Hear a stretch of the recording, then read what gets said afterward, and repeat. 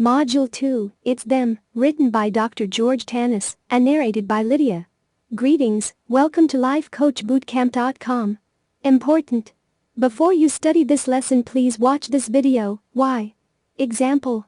If you or your client are in a relationship and the other person displayed an attitude of not being truthful, you need to master and you need to educate your client the following. Confront and level. Assertive communications. As well as I feel good, PST. Positive self-talk. Make sure to answer the questions at the end and follow the instructions for submission. Have you ever felt sadness because of someone else's actions? Have you ever taken guilt trips because of harsh words spoken by others? Have you ever felt shackled down or restricted when it comes to your needs in a relationship? Do you find yourself pointing fingers at others because they make you feel a certain way? If yes, then you've given your personal power to someone else. All problems are interpersonal relationships. This statement was made by Alfred Adler, the founder of Adlerian psychology. And if you think about it, you'll find it to be true. Most of our problems are based on our interpersonal relationships. You don't like going to work because your manager isn't good to you. You dread spending time at home because your spouse is hurtful. Your mind keeps racing because your relationship with your girlfriend-boyfriend is complicated and unpredictable, or you feel lonely because you don't have the right people around you who understand and appreciate you for who you are. Whenever you are stuck in such a situation, if you start connecting the dots, they'll lead you to one of your interpersonal relationships. Few can live all alone. After all, we humans are social beings, but sometimes our relationships come with a price. A price that we all pay from time to time. While having relationships makes our lives richer and happier, they sometimes also make our lives harder. Our relationships can sometimes give us pain, they can cause us stress and emotional trauma. It's important to understand that all relationships from time to time do this, and hence creating a balance becomes crucial. But the problems arise when we lose control, when we give in to relationships. When we give in to their demands, their preferences, we lose ourselves in the process of maintaining a relationship.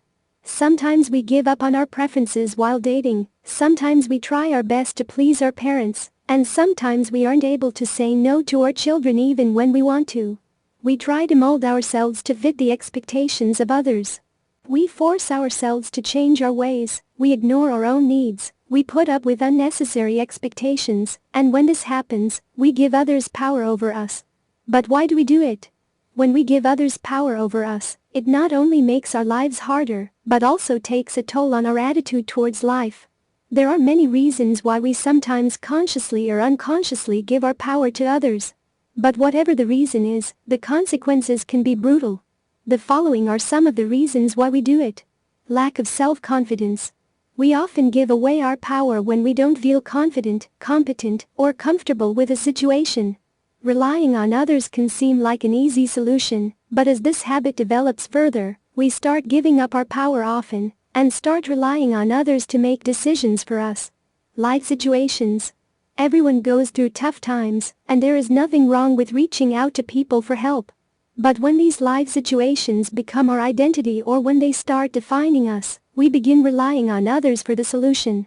Sometimes during difficult times, we accept whatever is thrown at us because we need help desperately. But is it worth it? Lack of self-love. We often put up with mistreatment when we are not aware of how we deserve to be treated. We want to be accepted. During the initial stages of a relationship, we often fear rejection.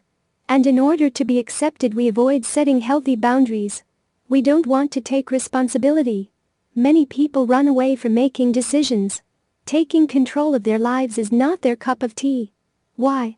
Because when others make decisions for them, it becomes easy to point fingers and play the blame game.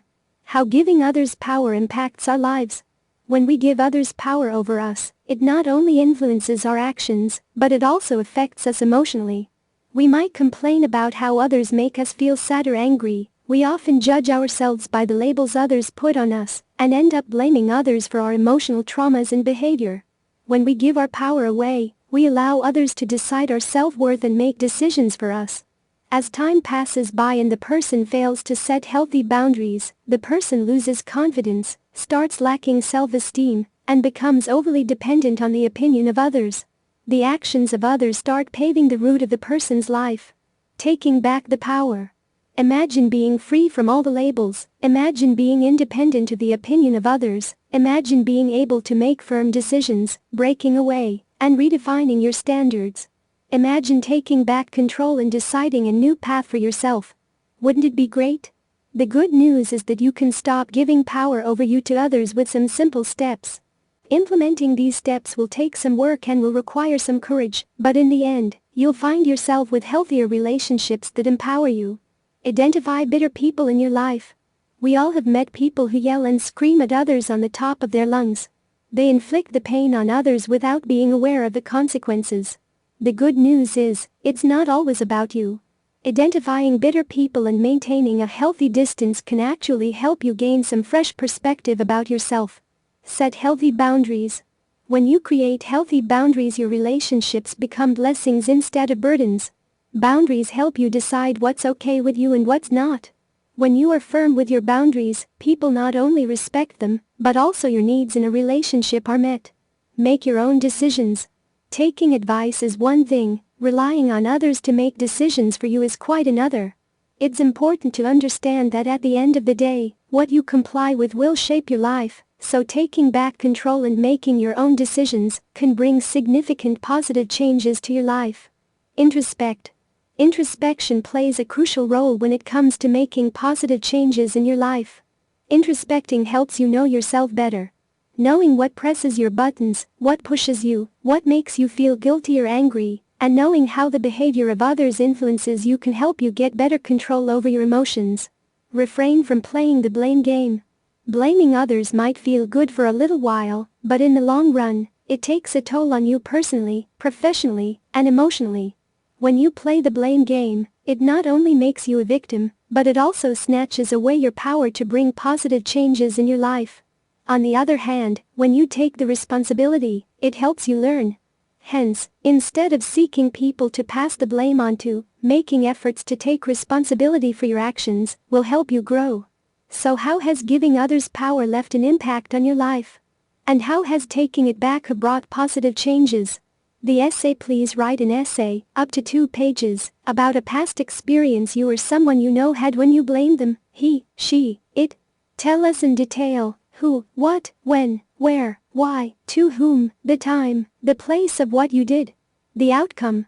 And tell us in detail how you could have changed that use from what you learned today, so the outcome would have been good. Internalize this lesson. Make it become a part of you. Share your story in the forums. Our advice is for you to practice not blaming them syndrome for at least a week. Tell others around you to point out any event in which you didn't. Have them hold you accountable. Visit the forum and do a confession. What is a confession? A confession is when you've displayed a wrong behavior and were held accountable by one of your family members, peers, or even by you. Visit the forum and tell us about it. We will give you feedback. Make sure to watch the video about confession for more details. Furthermore, become a member of the forum and give feedback to others. That's how you gain practice in becoming a certified life coach. Read the article? Time for introspection. Please answer the following. Do you compromise on your needs to fulfill other people's expectations? Would you say you treat yourself well? Do you feel your needs are being fulfilled? Do you hesitate while setting boundaries? Why? What holds you back? Do others decide your worth? Why do you think you've given that power to them? Would you like to be liberated from the labels others put on you? What steps are you planning to take to make amendments in your life? There is no way any relationship will survive without having the qualities mentioned above. Make sure to read each article carefully at least 3 times. Print your workbook and answer all questions. Once you have completed this entire journey, you will be issued a life coach certificate, so long as you've been a member of the forums. Also, follow the instruction for sharing your story in our forums, as well as participating in our forums, especially our unique confessions forum, so you may gain practice, knowledge, experience, and expertise. I am thankful that you have given me this opportunity to share all of this with you. May God bless you and bring prosperity and peace into your life. Respectfully yours, George Tanis, Ph.D.